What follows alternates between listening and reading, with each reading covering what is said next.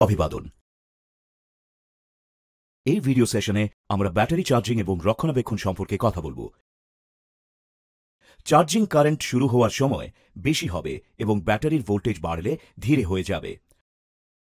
সহজভাবে বললে, ব্যাটারির ভোল্টেজ কম হলে এবং উচ্চ ব্যাটারি ভোল্টেজগুলিতে ভোল্টেজ কম হলে চার্জিং কারেন্ট বেশি হয়।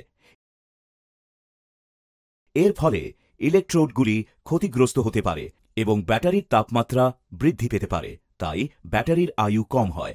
সাধারণত সিভি চার্জিং পদ্ধতি দ্রুত চার্জ করার জন্য কার্যকর, তবে এটি ব্যাটারির ক্ষমতাকে ক্ষতিগ্রস্ত করতে পারে। এই সুবিধাটি অতিক্রম করার জন্য একটি মাল্টি স্টেজ ভোল্টেজ চার্জিং পদ্ধতি ব্যবহার করা হয়। এখানে চার্জিং ব্যাটারির ভোল্টেজের সমান একটি রিওস্ট্যাট বা পরিবর্তনশীল প্রতিরোধক ব্যবহার করে ভোল্টেজ সামঞ্জস্য করা হয়। আপনি ব্যাটারি জুড়ে সংযুক্ত ভোল্ট মিটারের ভোল্টেজ পরীক্ষা করতে পারেন। এখন তবে কারেন্ট সিসি পদ্ধতি নিয়ে আলোচনা করা যাক। এই পদ্ধতিতে পুরো চার্জিং পদ্ধতির সময় একটি অপরিবর্তনীয় কারেন্ট ব্যবহার করা হয়, যা ক্রমাগত কারেন্ট চার্জিং সিসি নামে পরিচিত। একটি নির্দিষ্ট পরিমাণে পৌঁছানোর পরে চার্জ করা বন্ধ হয়ে যায়। ক্রমাগত চার্জিং ব্যাটারি প্লেটের ক্ষতি করতে পারে এবং তাদের বার্ধক্যকে ত্বরান্বিত করতে পারে। অপরিবর্তনীয় ভোল্টেজ চার্জিংয়ের তুলনায় এই পদ্ধতিটি অল্প সময়ের মধ্যে একটি ব্যাটারি সম্পূর্ণরূপে চার্জ করতে পারে। একটি কম চার্জিং কারেন্ট উচ্চ ক্ষমতা ব্যবহার প্রদান করে। একটি ল্যাম্প ব্যাংক সার্কিট প্রস্তুত করুন, যাতে প্রতিটিতে 200 ওয়াটের 5টি সংখ্যা থাকতে পারে। প্রতিটি বাতি তার নিজস্ব সুইচ দ্বারা নিয়ন্ত্রিত হয়। যে ব্যাটারি চার্জ করতে হবে, অ্যামিটার এবং ল্যাম্প ব্যাংক সবই সার্কিটের সাথে সিরিজে সংযুক্ত করুন। চার্জ করার সময় ব্যাটারির ভোল্টেজের স্তর পরীক্ষা করতে ভোল্ট মিটার জুড়ে একটি ভোল্টেজ সংযুক্ত করুন। সার্কিট চালু করুন।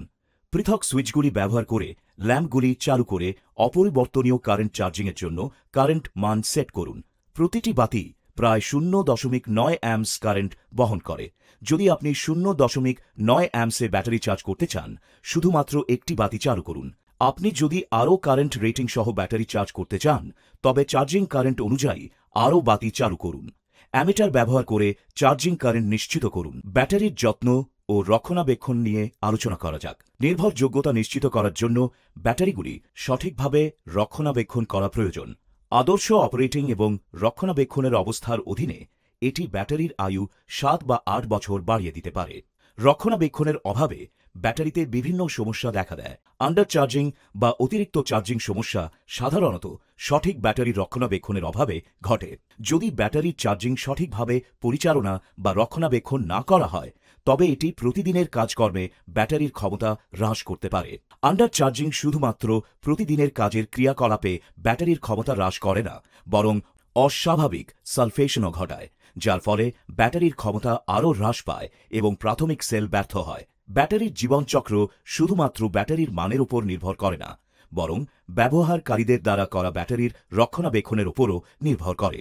আসলে জীবনচক্রে বেশিরভাগই নির্ভর করে ব্যাটারি কতটা সঠিকভাবে রক্ষণাবেক্ষণ করা হয় তার উপর। চলুন আলোচনা করা যাক কিভাবে ব্যাটারি বজায় রাখা যায়। 1. ব্যাটারি চার্জ হওয়ার সাথে সাথে ইলেকট্রোলাইটের অল্প পরিমাণ জল হাইড্রোজেন এবং অক্সিজেনে ভেঙে যায়।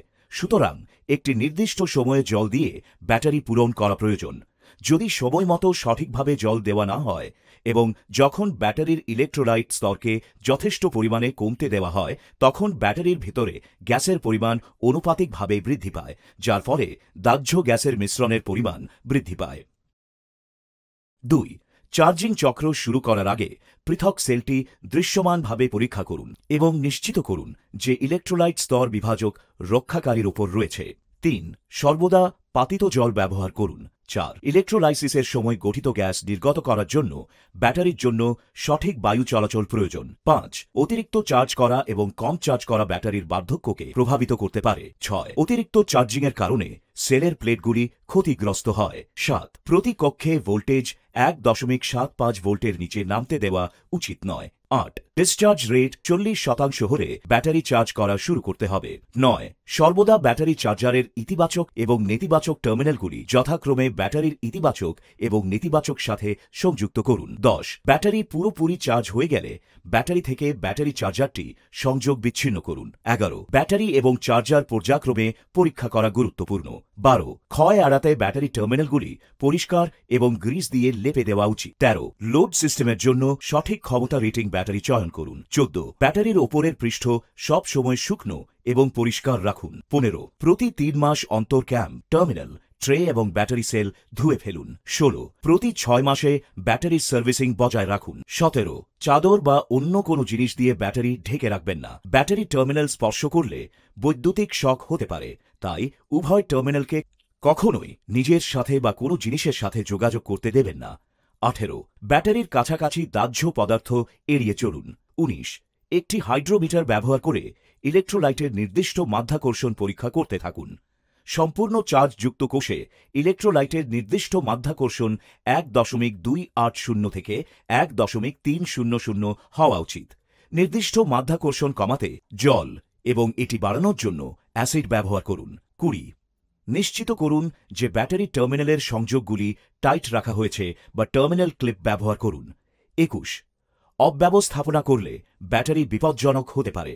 ব্যাটারিতে দেওয়া নিরাপদ এবং উপযুক্ত উত্তোলন অনুশীলন করুন। ব্যাটারির টার্মিনাল সব সময় প্লাস্টিকের কভার দিয়ে ঢেকে রাখুন যখন ব্যাটারি আদর্শ রাখা হয়। 22. সর্বদা কাঠের বোর্ড সহ স্ট্যান্ডে ব্যাটারি রাখুন। এই ভিডিওটি দেখার পরে আমি আশা করি আপনি আপনার ব্যাটারি চার্জ করতে এবং রক্ষণাবেক্ষণ করতে সক্ষম হবেন। আপনার সময়ের জন্য ধন্যবাদ। আপনার দিনটি শুভ হোক।